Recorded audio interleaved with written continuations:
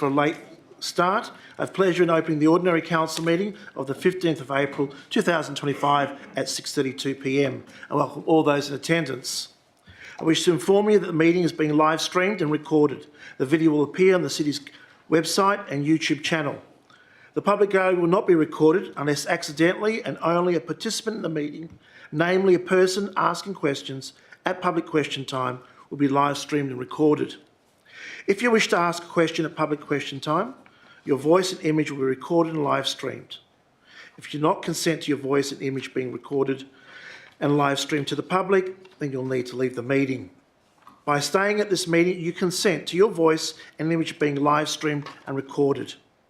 No other electronic, visual, audio recording device or instrument can be used to record the proceedings of this meeting without prior written permission from the Council, as outlined in the City of Belmont's Standing Local Law 2017, Section 8.17. Before I begin, I would like to acknowledge the Whadjuk Noongar people as the traditional owners of this land and pay my respects to elders past, present and emerging. I further acknowledge the cultural heritage, beliefs, connection and relationship with this land which continues today. Councillor Harris, would you please read aloud the affirmation of civic duty and responsibility on behalf of elected members present? Thank you, Mayor Rossi. I make this affirmation in good faith and declare that I will duly, faithfully, honestly and with integrity fulfil the duties of my office for all the people in the City of Belmont according to the best of my judgment and ability. I will observe the City's Code of Conduct and standing orders to ensure efficient, effective and orderly decision-making within this forum. Thank you, Councillor Harris. Apologies. We have an apology from Mr. W. Lowe, Director of Development and Communities. Leave of absence. I know that Councillor Powell is currently on leave of absence. Declarations of interest. Will the Coordinator of Governance please advise those declarations made to date? Any financial? Thank you. Through the Mayor, there are no declarations of financial interest for this evening. Are there any disclosure of interest, in fact, partiality? Thank you. Through the Mayor, yes, there are a few this evening. Firstly, Mr. John Christie for item 12.4, the City of Belmont responses to the DLGSC consultation, as the report relates to the potential performance criteria of the CEO and online registers, and the CEO has had input to those responses. Mayor Rossi for item 14.1, the City of Belmont and Belmont Senior Citizens Club Incorporated bus agreement. That's also from Councillor Sessions and Councillor Kuljiski, as they all know members of the club, and Mayor Rossi, is actually presently a member of the club. Thank you, Mr. Mayor. Thank you very much. Announcements? No announcements this evening. A disclaimer, 6:35 p.m. I wish to draw attention to the disclaimer notice contained within the agenda document and advise members of the public that any decisions made at the meeting tonight can be revoked pursuant of the Local Government Act of 1995. Therefore, members of the public should not rely on any decisions until formal notification in writing from the City has been received. Declarations by members who have not given due consideration to all matters contained in the business papers presently before the meeting. Are there any declarations to be made by councillors? There are none. Public question time. Responses to questions taken on notice from the ordinary council meeting of the 25th of March 2025 are noted in the agenda for Ms Hollins on behalf of Belmont Resident Ratepayers Action Group, Mrs Garfenstein, Ms Ransom, Mr Cardoso on behalf of Belmont East Ward Connect, Mr Yaron and Ms G. It is now 6:36 p.m. and I open public question time and draw attention of the public gallery to the rules of public question time as written in the question time form. Under 6.3 and 6.4 of Standing Orders Local Law 2017, members of the public are reminded they must extend due courtesy and respect to both elected members and employees. Please do not use inappropriate, objectionable or untruthful expressions or expressions that reflect adversely on the character or actions of elected members or employees. If any expression is deemed inappropriate, You'll be directed to withdraw the expression and apologise. If you do not comply, I'll have to end your question. Lastly, remind and caution everyone present at this meeting to refrain from making defamatory statements, especially as the proceedings are now live streamed.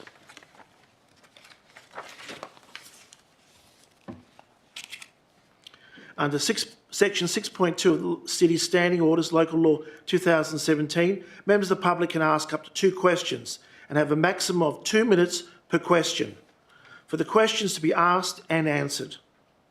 As presiding member tonight, I will allow up to 4 questions per person. Please note that sub-questions, being questions within questions, will be counted towards the total number of questions permitted. The question number and time limit is to allow fair and equal opportunity for everyone to ask their questions before the proceedings continue.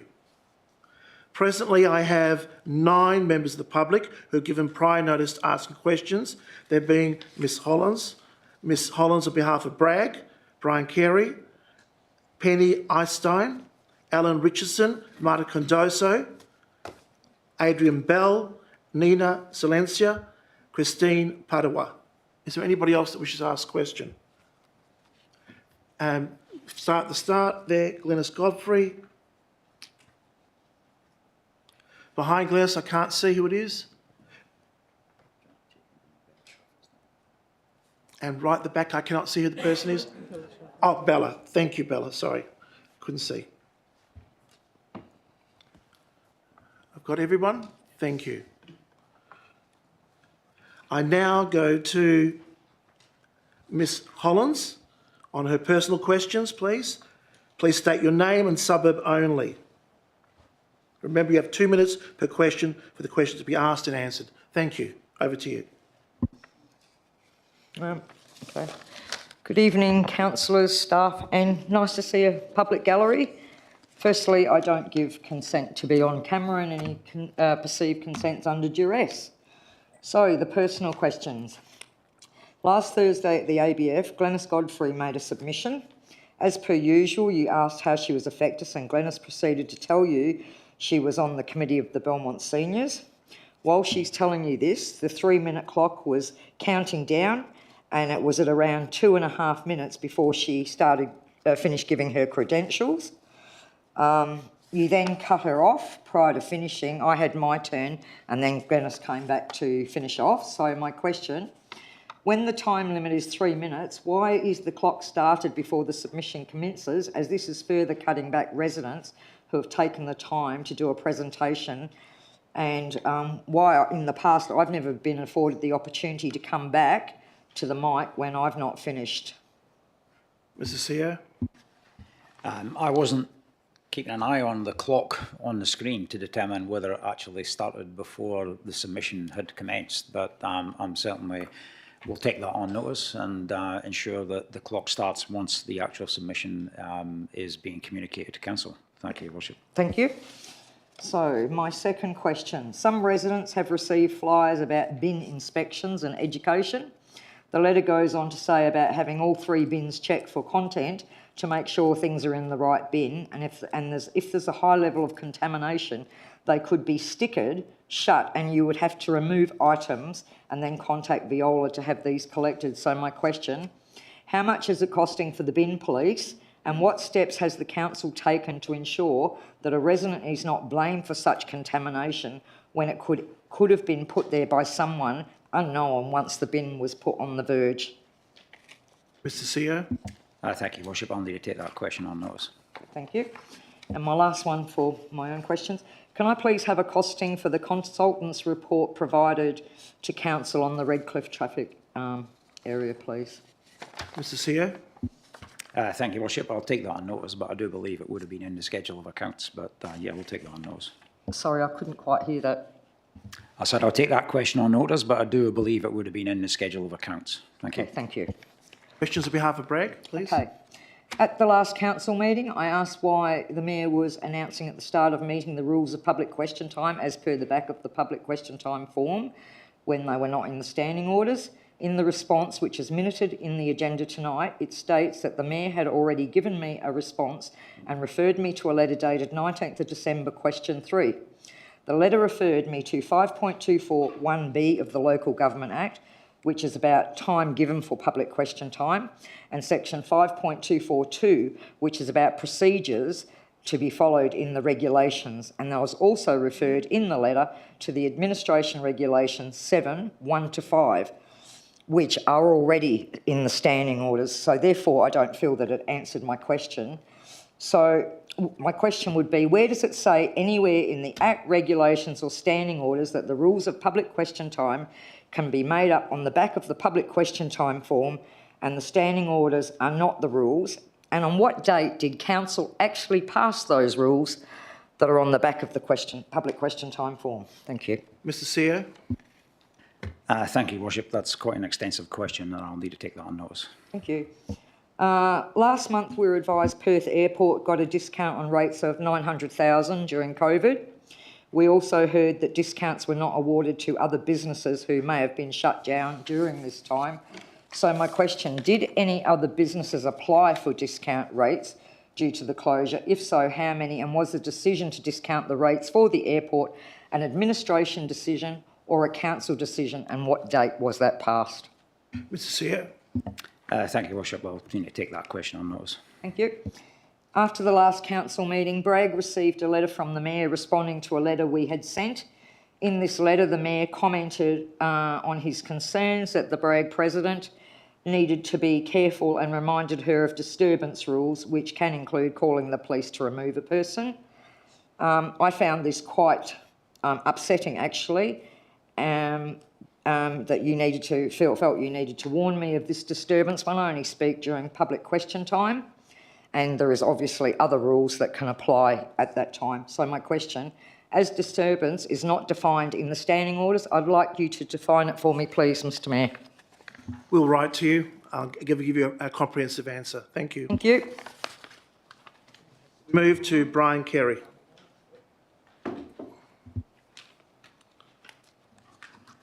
I'm Brian Kerry. I live in Tarquin Gardens, Belmont.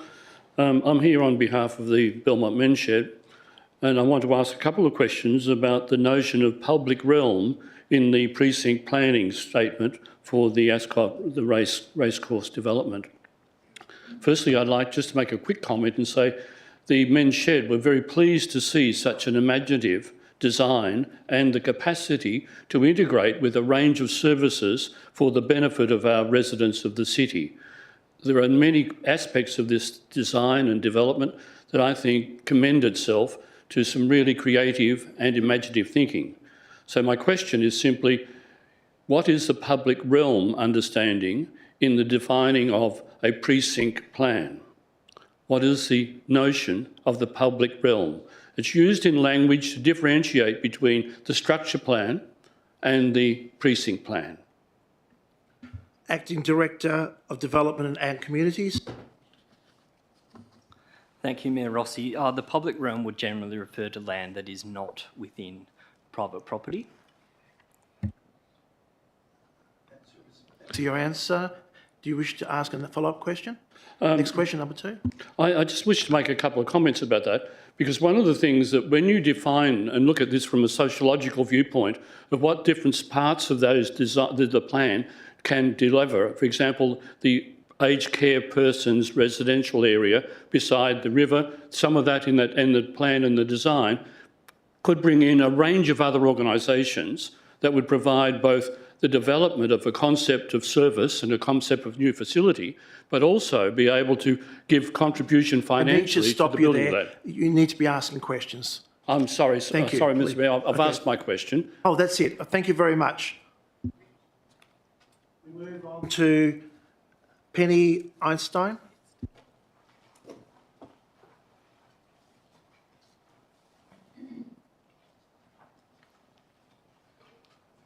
Thank you, Mr Mayor, for allowing me to ask a question. Penny Itzstein from Ascot. This question relates to the Ascot Racecourse Precinct Structure Plan. The Department of Biodiversity, Conservation and Attraction submission raises several important issues. Their conclusion is in its current form, the structure plan is not supported by them. Broadly, they have issues with the items that I've listed below in 1 to 5 and I would like to know whether the City of Belmont can and will hold off on approving the plan until these issues are resolved to the satisfaction of DBCA. We only have one chance to get this right, and potentially losing proper access to a section of the Swan River within our council area for future generations is not a legacy I think any of us wish to sign off on. Acting Director of Development Communities, are we able to postpone and address these issues, or have these issues been addressed?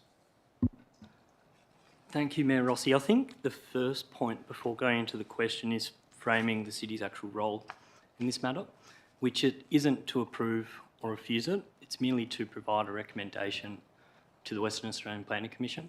So the city has no legislative role in actually making a decision tonight. It's merely to do a recommendation. In terms of timing, the city has legislated timeframes.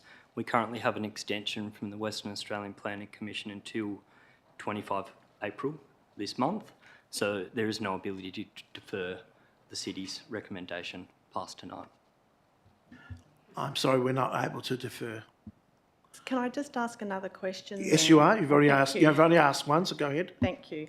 So if that's not the role of the council, then who will pick up on these issues? Because they're really important issues. So if we're not picking up on those issues to WA Planning Commission, is it possible they will just slip through with no further follow-up on what DBCA is asking for?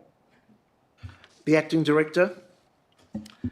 Thank you, Mayor Rossi. It's not the case those matters in DBCA's submission haven't been picked up. The officers have turned their mind to them as part of preparing the item, so they have been considered when we've prepared the report and recommendation. The city's report, including the DBCA submission, all goes to the Western Australian Planning Commission when they consider the matter as well. So they'll have all that information as well. Okay, just Thank one you. further question. Yes, go ahead. So that submission that goes from City of Belmont to WA Planning Commission, which looks at those issues, is that a public document that can be accessed? Acting Director of Development and Communities. Thank you, Mayor Rossi. So that item is essentially the council report itself.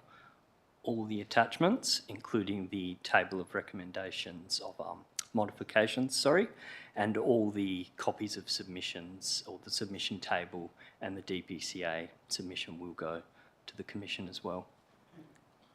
Thank you. Can I just, one final, which would be my fourth. That's not clear to me as to whether or not that is a public document that we can see. Is that the document that has been annexed to the agenda? Acting Director of Development and Communities. Thank you, Mayor Rossi. Yes, that's correct. It's the council item and including all the attachments. Okay. Thank you. We move on to Alan Richardson. Thank you, Mr. Mayor. I'm approaching this subject in relation to the War Memorial at the City of Belmont, and I'm discussing the issue relating to 4 grass trees planted in the forecourt of that memorial. Brief history for councillors knowing about the memorial. In 1967, I attended my first service on Great Eastern Highway. It was moved from the highway up into its present location because of the crowds that used to form up on Great Eastern Highway. Plenty of room, no problem. They stopped the traffic and let it go through. When we moved up here and we placed the memorial in the gardens in approximately 1973-75, there was plenty of room in the forecourt for parades and where the persons would march from the front of the memorial around, and they would congregate in front of the memorial. Thank you. I need some questions, Alan. Thank you. The question relates to, you need the background in this, Mr. Mayor, and I'm sure and you know, in relation to the four words to this, there's one question coming from it. What's going to happen with these grass trees? Councillors need to know the history of what is going on. It's a forecourt. You look at the Parliament House, there's 5.7 kilometres straight through that avenue in Canberra. Not one tree or anything is in front of it. So your question is, Alan? will the council remove those 4 grass trees and allow it to have an open courtyard in front of it? Thank you. Mr CEO. Thank you, Worship. It's my understanding that you would have received an email yesterday from the Director of Infrastructure that clearly outlined what the city's proposal was with the grass trees, and at this point there is no intention to remove the trees. Another question? My next question is, what is the reason and logic behind it? Mr CEO. Thank you, Worship. The landscape plan formed part of the major project for the refurbishment of the lakes. It's my understanding that that landscape plan was consulted to the Belmont Senior Cits Club and yourself, and the rationale is that it's part of a landscape design, and as I said, the trees are proposed to remain in place. Thank you, Worship. There's fault in that issue and that response, Mr Mayor. I need another question, Alan. You can't argue. Why wasn't the second plan given to us to look at before you proceeded with the works in front of the memorial, when the original concept plan, which was terracing out the front and with a new platform where we put in for funds from Veteran Affairs to put in a facility which would take the troops in front of the memorial, and because it was going to be staged and stepped down to that memorial, we felt that that concept would be okay. The second plan, when that was knocked back, was a lack of funds. Sorry, Alan, I need a question. You know this. So what is your question, please? Why wasn't the second plan given to the RSL to review due to the removal of all the ideas and concepts on the park, in Faulkner Park? Mr CEO. Thank you, Worship. The only removal and amendment to the plan, my understanding, was the terracing and the structures that you talked about. There was no change to the landscape plan in the second stage of that design. Thank you, Worship. Thank you, Alan. Just one other question. Yes, last question. The safety of persons moving in half dark and moving on a 2.1 footpath, when I was informed by staff, and I had the letter from your engineer stating that the staff said it's okay to move them there.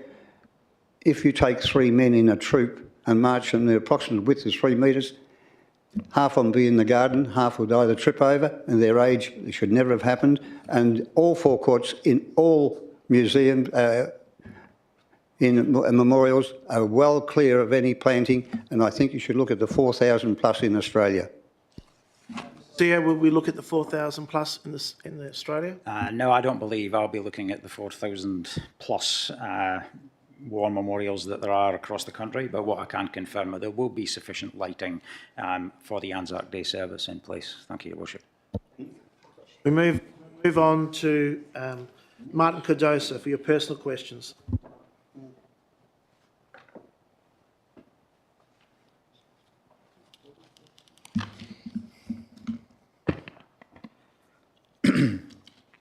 Martin Cardoso, Redcliffe.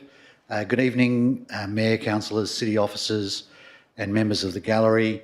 On behalf of the last 3 families that are here tonight, and if it's okay, members of the public gallery, I'd like to wish the Council and City Officers a safe and happy Easter coming.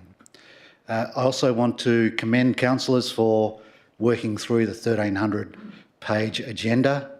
It's no small task and your efforts are certainly appreciated. Live streaming of the agenda briefing forums and the removal of the directly affected restriction remain high on the community's wish list. I remain hopeful that the directly affected rule will be removed before October. Much like superannuation, there's really no need to wait.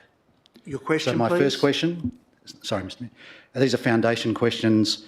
The existing situation traffic report and Redcliffe traffic analysis report state that extensive site visits were conducted. Can the City confirm whether Mooring Street was included in these site visits? Director of Infrastructure Services. Yeah, through you, Mayor Rossi. Well, yes. And when you read through the reports, you'll see that Mooring Street is referenced in a lot of the analysis work. Thank you.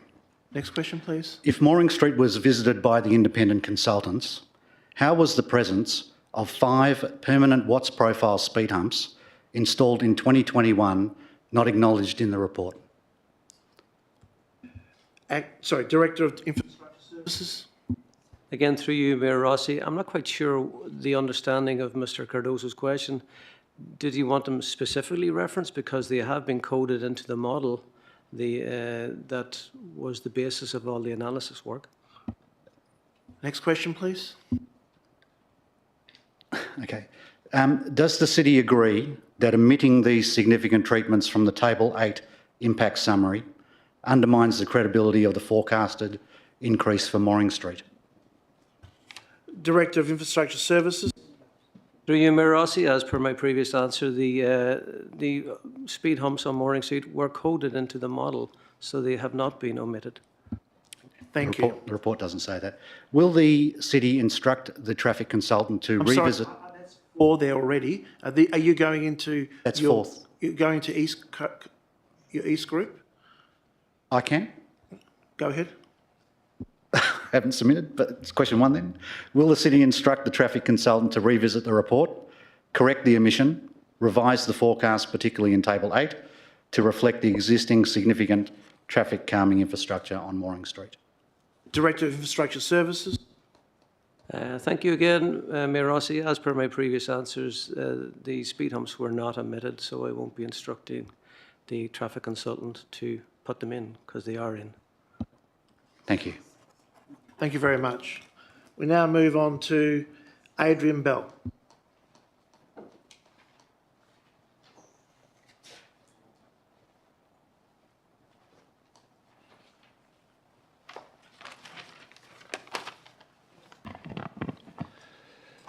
My name is Adrian Bell from Redcliffe. Good evening, Mayor, councillors, city officers and members of the gallery.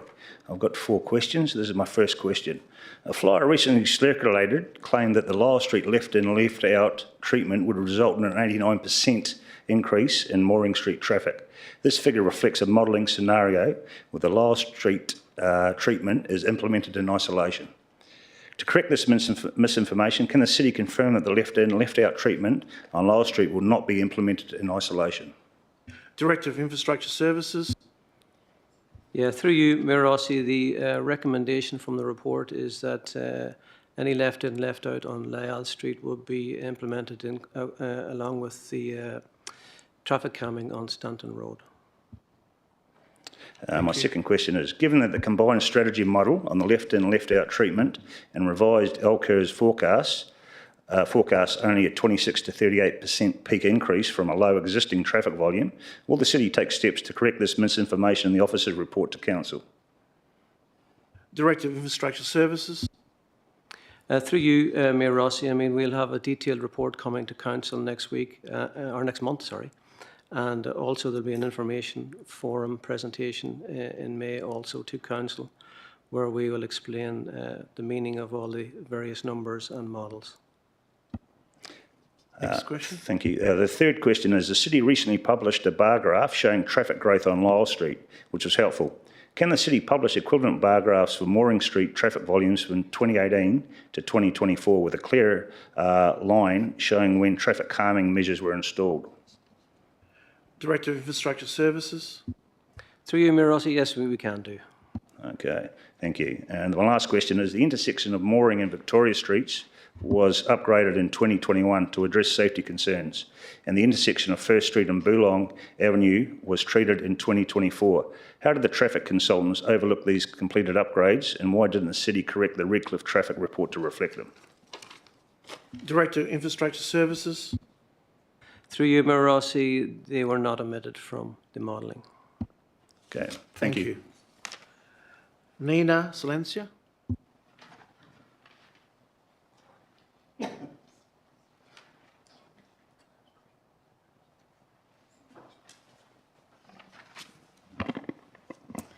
Good evening. My name is Nina Silenza of Redcliffe. Hello to Mayor, councillors, city officers and members of the gallery. I have 4 questions. The first one is, in response to the first 2022 Lyell Street petition, the city stated that it was too early to assess whether Mooring Street's 2021 traffic calming would negatively impact Lyell Street. Since then, Mooring Street traffic has dropped from 1,100 to 350 vehicles each day. while Lyle Street has had an increase from 1,100 to 3,000. This change was not noted in the traffic report. Will the city consider the 150% increase on Lyle Street over the 3 years when evaluating short-term measures? Director of Infrastructure Services. Through you, Mayor Rossi, I mean, the report was looking forward, not backwards. So I don't understand actually the second part of that question. Could I ask it be repeated, please? Could you repeat the, I thought it was just one question. Could Yeah. you repeat your whole question again? Might be easier. Thank you. Yeah. In response to the first 2022 Lyle Street petition, the city stated that it was too early to assess whether Maureen Street's 2021 traffic calming would negatively impact Lyle Street. Since then, Maureen Street traffic has dropped from 1,100 to 350 vehicles per day, more reflective of the residential traffic that would flow through that area. In the meantime, Lyle Street has increased from 1,100 to 3,000.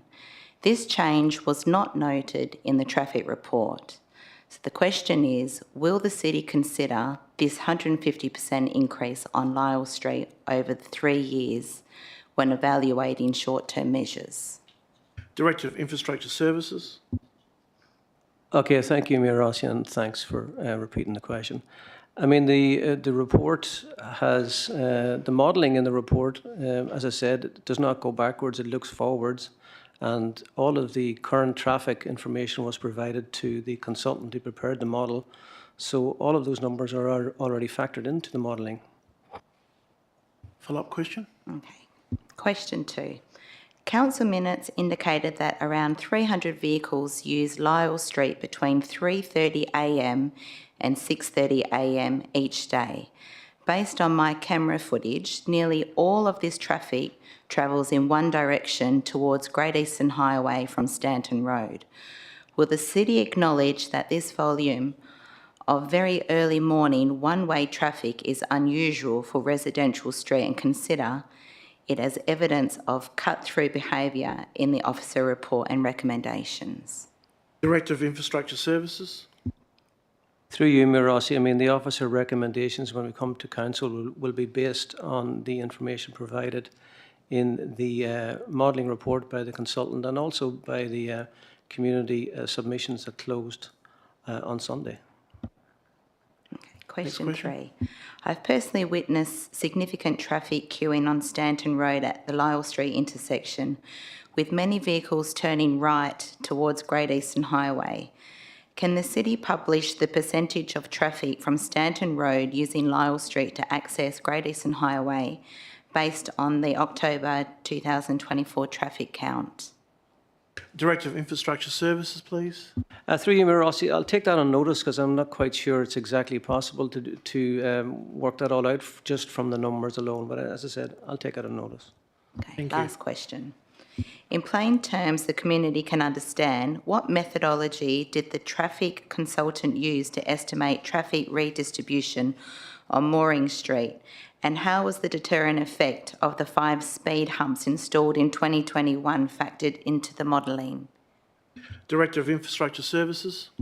Through you, Mayor Rossi, I mean, the detail of the methodology is spelt out actually in quite a lot of detail in the second calibration report. So I would recommend that people read that in detail as the answer to that question is in that report. Thank you very much. Thank you. We will need to, we've gone over 30 minutes. We'll need a move and a second to extend question time. Moved by Councillor Sessions, seconded by Councillor Sakula. We'll need to vote. Please use the buttons on your screen. Councillor Ryan. Carried unanimously. Thank you. We now move to Christine Padua.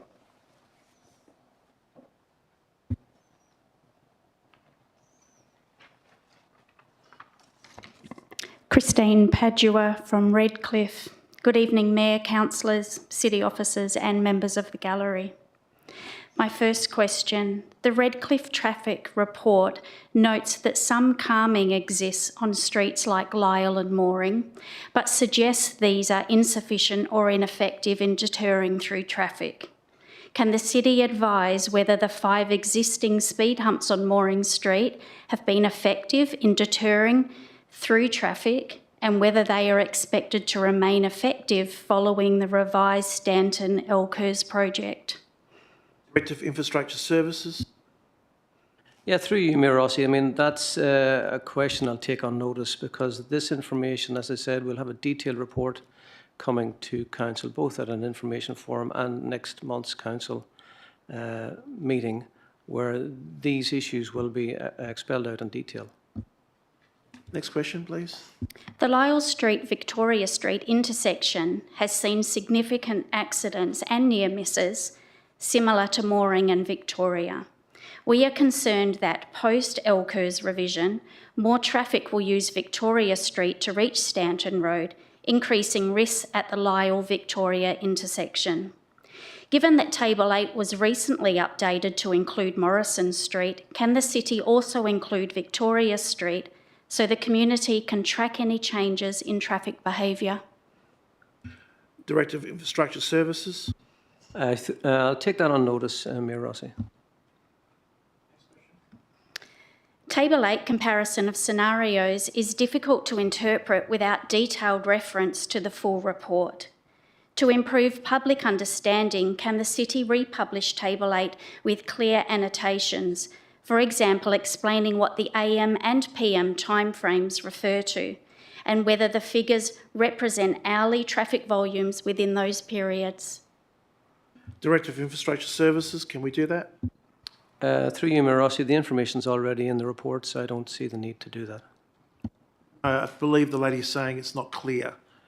Can I just collect clarification? You're asking for enlargement? Just a more detailed understanding, More detailed. clearer annotations, please. Director of Infrastructure Services. Through you, Mayor Rossi, my previous answer stands. That information is all provided in the report as to how the report, what times is considered AM and PM, and how the traffic numbers are worked out. All of that's in the report already. Next question. The City conducted ratepayer-funded traffic surveys in November 2023, February 2024, April 2024 and October 2024, which captured actual vehicles per day, data typically used in traffic studies. However, it appears the report relies instead on May 2024 intersection counts collected by the City and Perth Airport, which only captures traffic passing a single point intersection. Can the City explain why the more comprehensive ratepayer-funded daily volume data was not used in this report?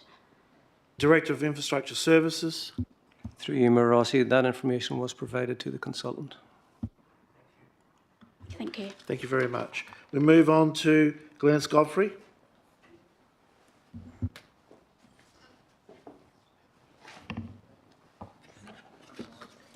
Glenys Godfrey from Redcliffe. At last week's agenda briefing session, I had completed an application for a deputation. This application was submitted in writing the afternoon of the meeting of the 8th of April. Later in the afternoon, an officer telephoned me to advise that as the item was confidential, it is a submission. As the Mayor rudely cut me off during my submission, I suspect he was trying to shorten our deputation. My question, do the standing orders state that all confidential items are to be submissions? CEO, before I let you go to there, you had your time limit and your time limit had stopped. So over to the CEO. Whatever. I don't appreciate that comment. It's inappropriate. My apologies, Mr. Mayor. Over to the CEO. Thank you, Worship. I'll take that question on notice. Oh, taking on notice, okay. The next question. The letter dated the 4th of April received at the Seniors Club at 10 a.m. on the 8th of April was stated as a contract between the City of Belmont and the Belmont Senior Citizens Club Incorporated - bus agreement. I can understand why a contract entered into by the council should be under confidential cover as per section 5.23 subsection 2 of the Local Government Act 1995. However, my question is, to be open and accountable, don't you think that the Seniors Club should have received a copy of the contract? Mr CEO. Thank you, Worship. I'm not sure which contract you're referring to. Are you referring to the original bus agreement? It's your item and you're saying that you've got a contract that's stated in question 1. Thank you, Worship. My understanding is you're fully aware of that contract and you have actually... No, what's in the confidential item? Well, that's why it's confidential. Yeah. Okay. Please. Fourth question. At the agenda briefing session, I noted that no councillors asked any questions. In the letter dated the 4th of April signed by Wilmot Lowe, it stated the purpose of agenda briefing forum is to provide an opportunity for councillors to ask questions. This statement's contrary to Standing Orders subsection G, which is correct. Mr CEO. The agenda briefing forum, and when we have confidential items, that is still within the agenda briefing forum, and the councillors then have an ability to ask questions and seek clarifications behind closed doors. That's right. Sorry. My apologies. I do understand that. Thank you. We move on to Janet G.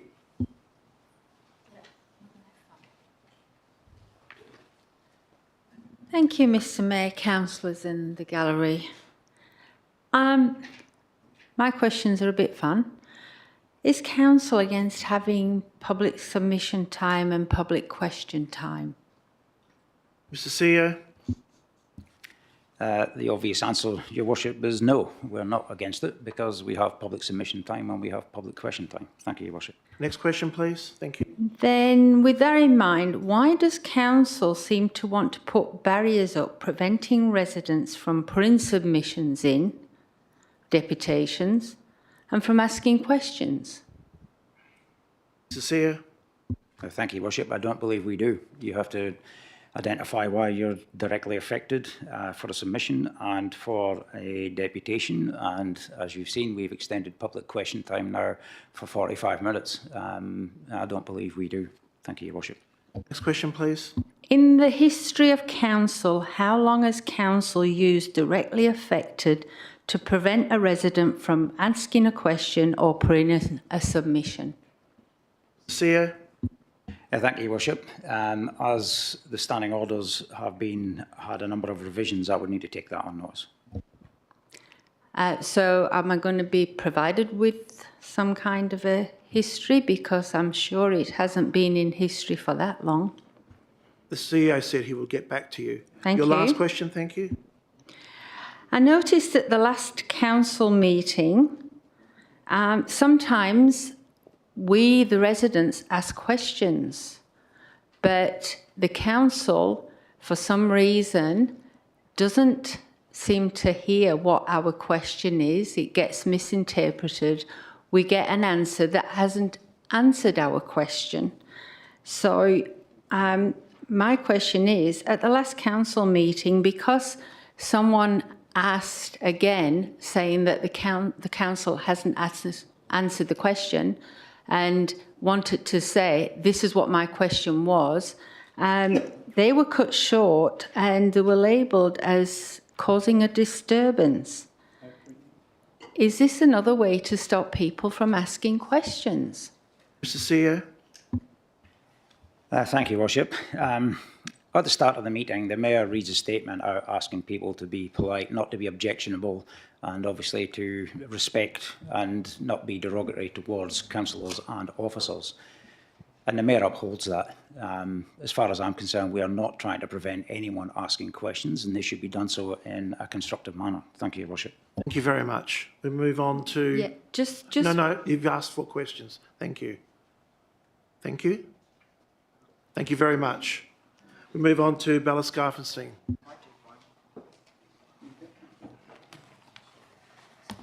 Good evening, Mayor, councillors. I have 3 questions.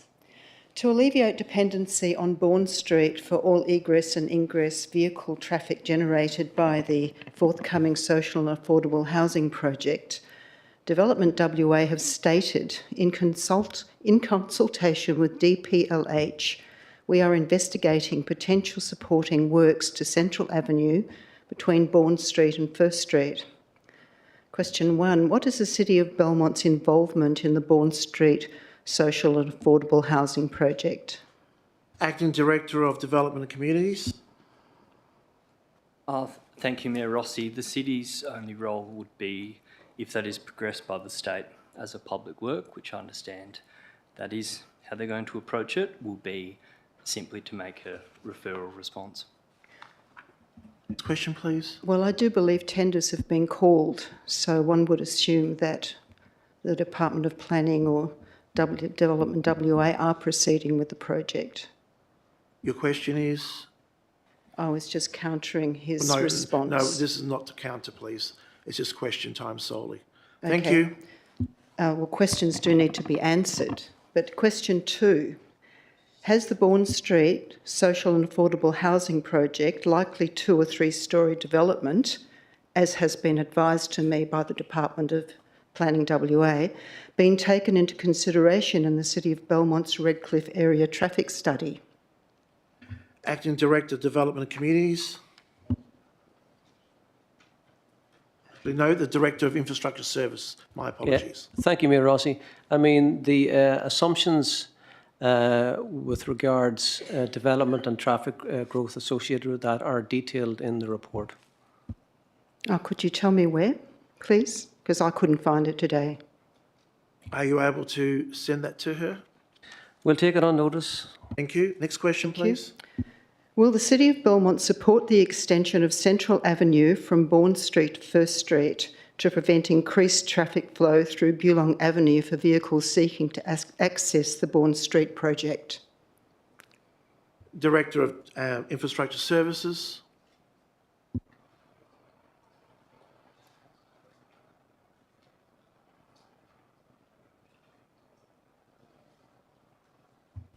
Through you, Mayor Rossi, we'll take this on notice.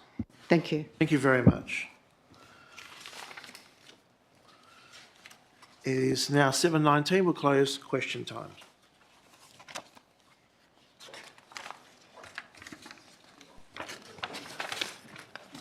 We move to 6.1, matrix for the agenda briefing forum held on the 8th of April. Are there any questions on the matrix? There are none.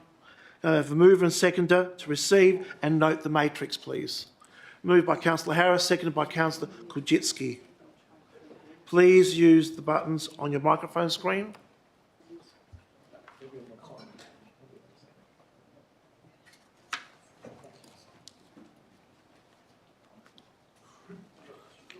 Councillor Marx, I need you to vote. Carried unanimously. Thank you.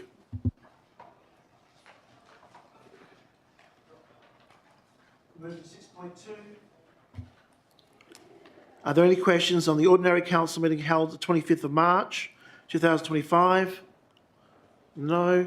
Can I have a mover and a seconder to confirm the minutes as true, accurate record? Moved by Councillor Sakula, seconded by Councillor Davis. Voting is now open. Please use the buttons on your microphone screen. Councillor Ryan, I need you to vote. Thank you. Carried unanimously. 7. Questions by members of which due notice has been given. Without discussion, there are none. Response to questions taken on notice, there are none. Questions by members without notice. Councillor Marx. Thank you, Mr. Mayor. There were 2 issues brought up in the question time that I'd just like a quick answer to off you, Mr. Mayor, if I could. The first one was brought up by Penny Ittstein, where she mentioned 5 issues that needed to be examined in 12.1. Now, I don't know what the 5 issues are. Can these be made available to the council? Mr. CEO, we have got copies of it. Just a clarification, if we can give it out to you. Good. Thank you. And a second question. Let the CEO respond. Oh. Thank you. The questions were detailed in the public question time pro forma. They related to parks and recreation, local water management strategy, floodway protection, setbacks and protection of vegetation. As the acting director has stated, these were addressed within the report, and all of the information from that will be forwarded to the WAPC. But those were quite an extensive list of questions were tabled with examples of what those issues were, but my understanding is those were covered within the report that's tabled tonight for consideration. I'm not sure whether the director wants to add anything further. Acting Director of Development Communities. Thank you, Mayor Rossi. No, I'll just recap what the CEO touched on. Those matters, and particularly the DBA submission as a whole, was thoroughly considered in the preparation of the report and the recommended modifications.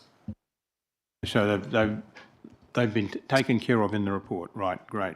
Thank you. Next question. The second question to the Director of Infrastructure Services, when he was talking about new calming measures and calming treatment on Stanton Road, was he talking about L-curves or was he talking about new calming measures that were in the traffic study? Director of Infrastructure Services. Yeah, through you, Mayor Rossi, that information is all in the traffic study and it's still considered L-curves, just a revised L-curves. Revised L-curves. So there is a... Councillor Marks, through me, please. You know the procedures. The question is, so the L-curves as we knew it have been revised and are now being placed in line with the new traffic study, is that right? Director of Infrastructure Services, through me, please. Through you, Mayor Rossi, that is the recommendation in the report. If there's no further, we'll move on. Questions? New business of an urgent nature approved by the presiding member. Are there any new business of urgent nature? There isn't. Business adjourned from previous meeting, there's none. Reports of committees, there's none. Reports of administration. Item 12, we'll go through each one. Item 12.1 is Councillor Marks. 12.2, which is the Ascot Racecourse Precinct Structure Plan. 12.2, proposed differential rates for the next financial year, no. Request for rate exemption, 12.3. 12.4, request for rate exemption from St John's Ambulance, Western Australia, no. 12.5, City of Belmont response to DLGSC consultation, CO KPIs and online registers, no. 12.6, accounts for payment March of this year. So, may I have a mover and a seconder to adopt the balance of the reports en bloc with the exceptions of items 12.1. Moved by Councillor Davis, seconded by Councillor Sessions. Voting is now open. Please use the buttons on your microphone screen. Councillor Ryan again.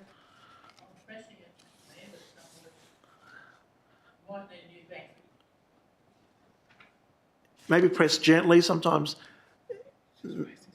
But if you agree, could you raise your hand?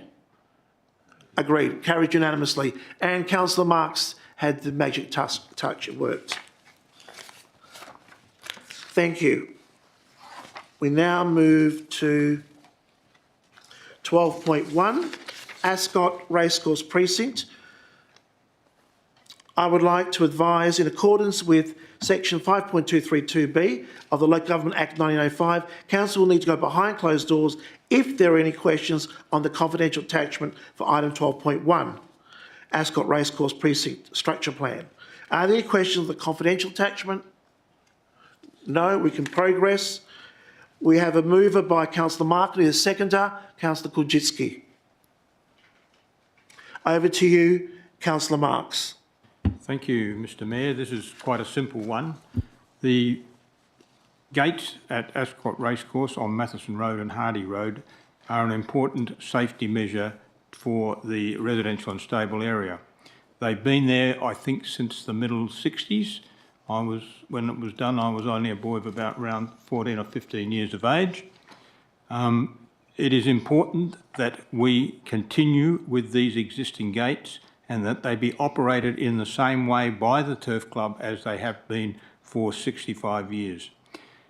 I read in the structure plan whereby they are considering what they're going to do with the gates. Well, I think we should do more than just consider. I think they have to remain as they are, or we are going to have large problems within the residential and stables area. Thank you. Councillor Kulczycki as a seconder. Thank you, Mr. Mayor. I agree with what has been presented by Councillor Marx. We need to be cognizant of the nature of the stables area and avoid horse vehicle conflicts, ensuring safety to all road users and horse riders. Noting that, Mr. Mayor, I have foreshadowed another motion for this item, 12.1.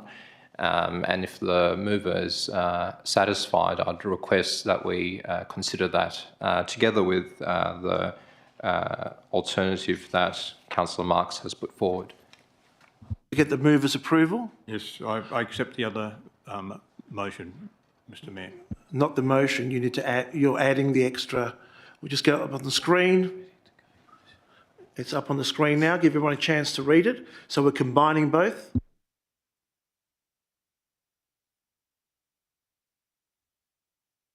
Kulczycki, would you like to speak to it?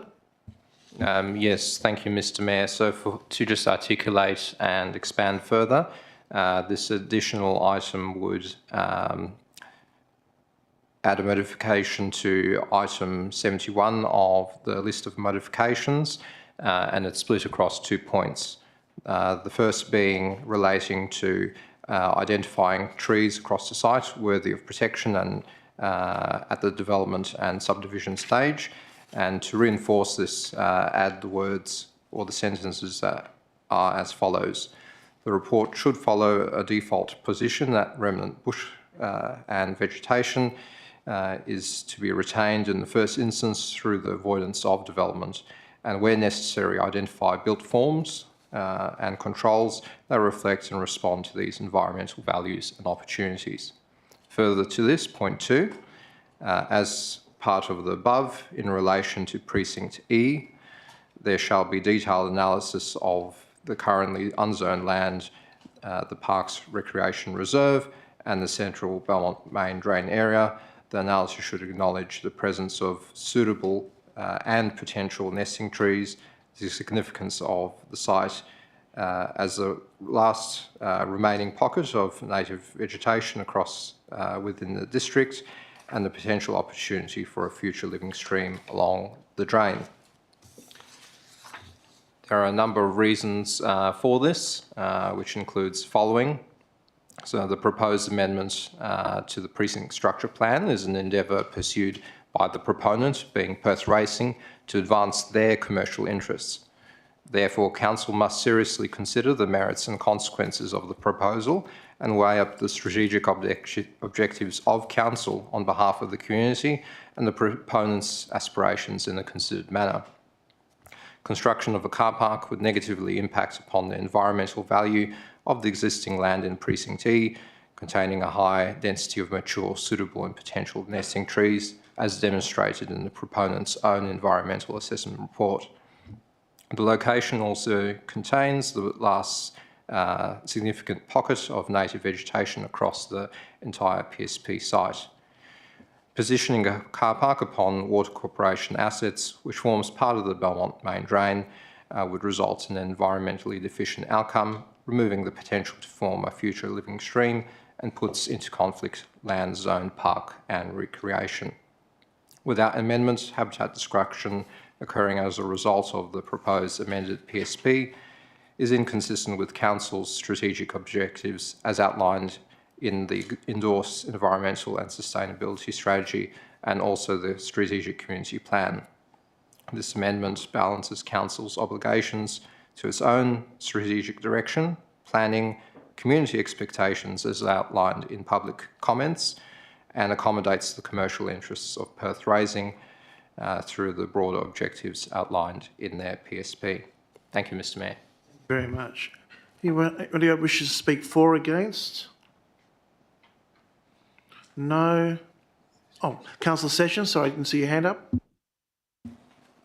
Thanks, Mr Mayor. I'd actually like to speak in support of this motion, particularly the part added by Councillor Kolchitsky.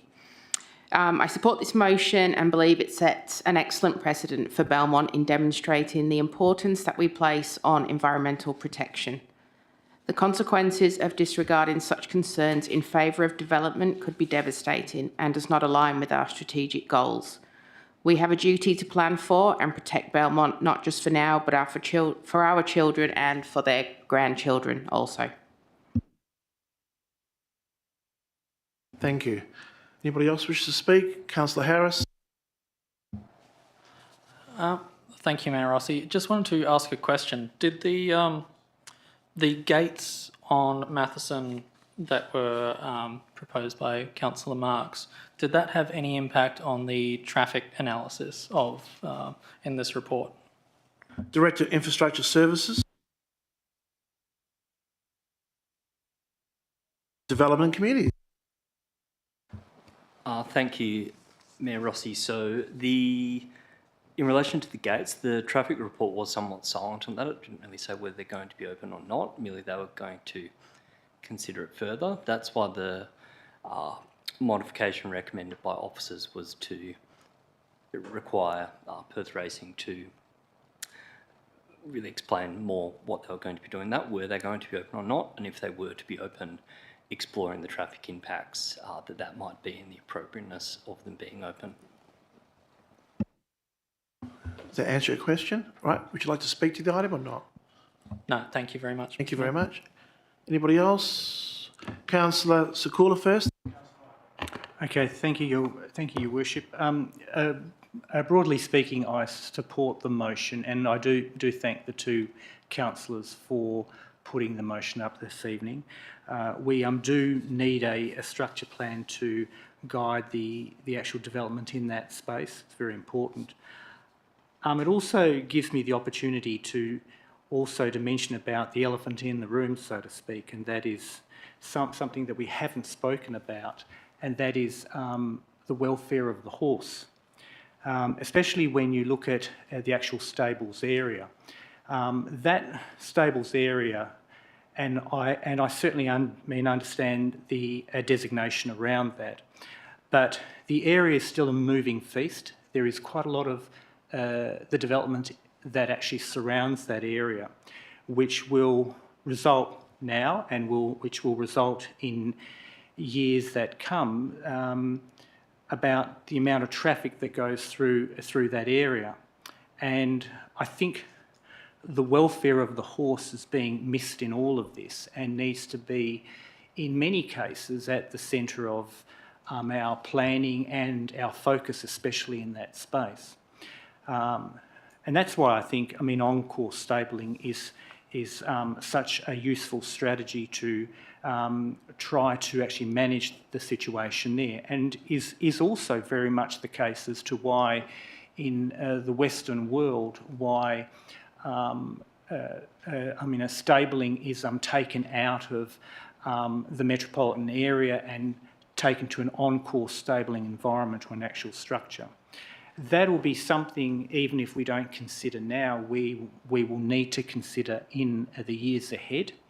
And I would like us also to always keep in mind about the welfare of the horse, because the training that occurs in that stables area does have an impact on the horse, and the increase in the volume of traffic in that space will also have a really clear impact on that horse as well.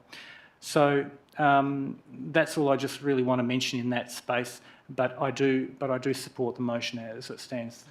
Thank you, Your Worship. Thank you. Councillor Ryan, your turn. Go ahead. Yes, Mr Mayor. I know a bit about horses. I started with horses in that area when I was 16. And as far as the horses is concerned, its safety is paramount. And getting back to Councillor Marx's remarks about the gates, it's imperative that the gates stay there. Horses cannot be able to let out, say on Grandstand Road. If they took the gates out, anything could happen. And so, and he's quite right about 60 odd years, those gates have been there. And if they're thinking about taking them out, they're on the wrong tram. And it'd be very, very dangerous for horses and riders and the trainers as well that are looking after these horses. So I support the motion. Thanks very much. Anybody else wish to speak who has not spoken? No. Can I just ask both the mover and seconder, in Precinct B, it lists hotel use. I would like that to be removed. Are you happy with that being removed, please? That's what's holding me up for voting for this. I'm uncomfortable with the hotel usage in that area. In Precinct B, it says on page 35, it's listed office, hotel, reception centre, restaurant, tavern. Are you happy for that to be removed? Precinct B is the one that virtually takes in the course and the infrastructure on the course, which they already have a licence to serve alcohol, so it would be difficult to see it as a hotel, wouldn't it? Well, it's listed. So do you don't support it? I haven't thought about it, Mr. Mayor. It's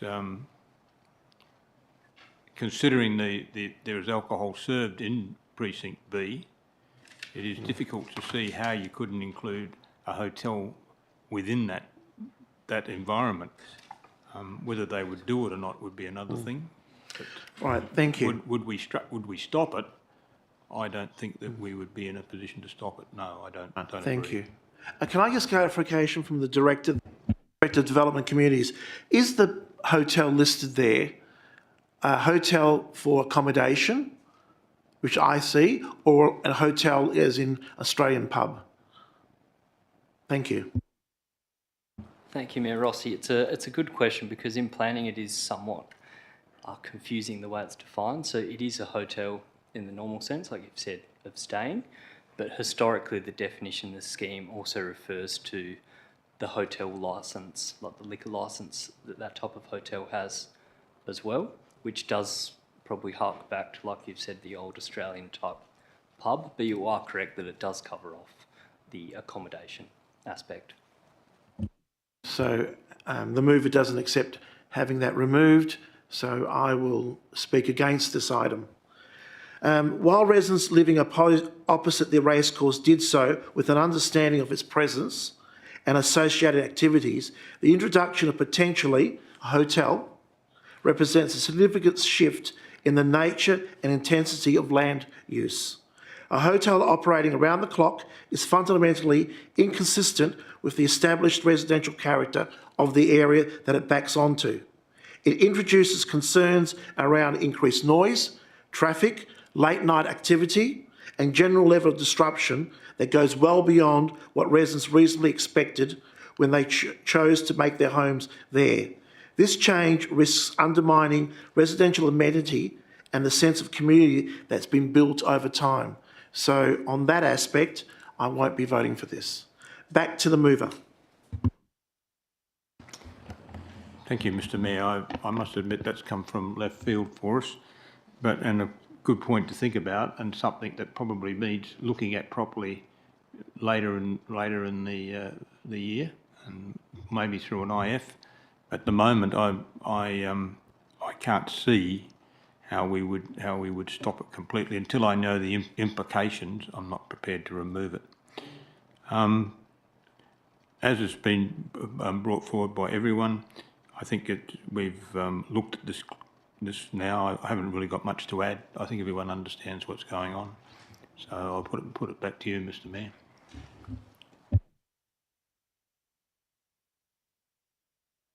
Now open, please use the buttons on your screen.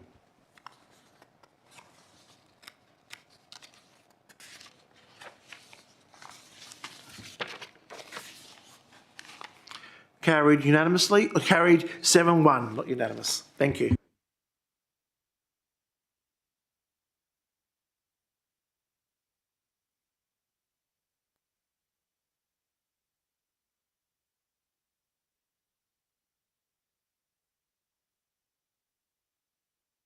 Now move to 13.1, request for leave of absence. I don't believe there are any, Mr CEO. None. We move to notice of motion. There are none. Matters which the meeting may be closed. I will now close the meeting in accordance with section 5.232C of the Local Government Act 1995. May I have a move and a seconder? Moved by Councillor Davis, seconded by Councillor Sakula. Please use the buttons on your screen to vote.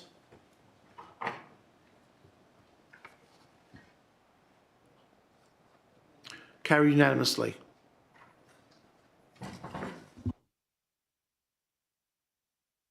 Would the IT officer please pause the live stream? With those in the public gallery, please depart the chamber.